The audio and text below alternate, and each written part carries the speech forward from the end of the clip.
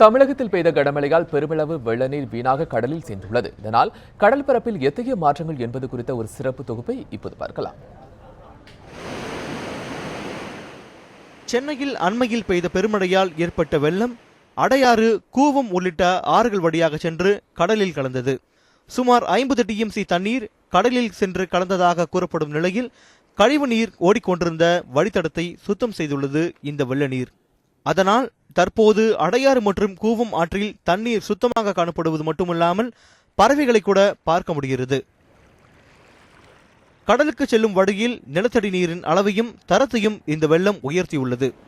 நிலத்தடியில் ஊடுருவியிருந்த உப்பு நீரை மீண்டும் கடலுக்கே அனுப்பிவிட்டது. நன்னீர் கடலில் சென்று கலக்கும்போது கடலில் உள்ள தாவரங்களுக்கும் உயிரினங்களுக்கும் தேவையான சத்தையும் கொண்டு செல்வதாக கூறுகின்றனர் கடலியல் வல்லுநர்கள். தண்ணீர் போகாதனால நியூட்ரியன்ஸ் அளவு குறைந்து ஃபிஷரிஸ் ரொம்ப பாதிக்கப்பட்டிருக்கு.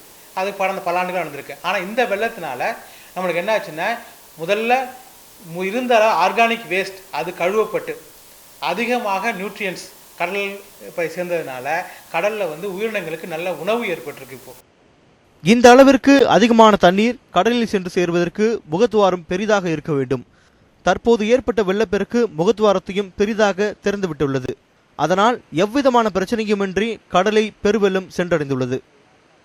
கடலுடைய உலகத்தின் மேற்பரப்பு எடுத்துட்டோம்னா கிட்டத்தட்ட 74% மேற்பரப்பு நம்ம கடலால் சூழப்பட்டிருக்கிறது. அந்த கடலால் சூழப்பட்டிருக்கும் போது இந்த நீங்கள் சொன்னீங்க இல்லையா, இந்த அளவு TMC நீர் இது கடலை பொறுத்த வரைக்கும் it is not even 0.1% of the total volume. அதனுடைய மொத்த கொள்ளளவில் இது மிக மிக மிக சிறிய பங்கு. இதை விட 10 மடங்கு தண்ணீர் வந்தால் கூட அதை ஏற்றுக்கொள்ளக்கூடிய அளவு கடலுக்கு உண்டு.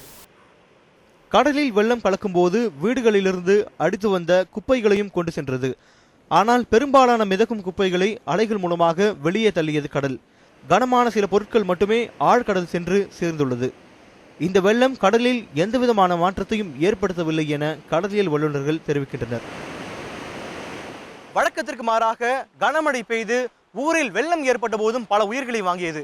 இருந்த போதிலும் இயற்கை பொறுத்தவரை, குறிப்பாக இந்த கடலை பொறுத்தவரை இந்த வெள்ளமானது எந்த விதமான பாதிப்பையும் ஏற்படுத்தவில்லை. மாறாக நன்மைதான் ஏற்படுத்தியுள்ளது. இன்னும் சுருக்கமாக சொல்ல வேண்டும் என்றால், இந்த வெள்ளத்தினால் இயற்கைக்கு எந்த விதமான பாதிப்பும் ஏற்படவில்லை. இது ஒரு இயற்கை நிகழ்வாகவே பார்க்கப்படுகிறது. ஒளிப்பதிவாளர் சம்பத்துடன் சஞ்சீவி, நியூஸ் 7 தமிழ், சென்னை.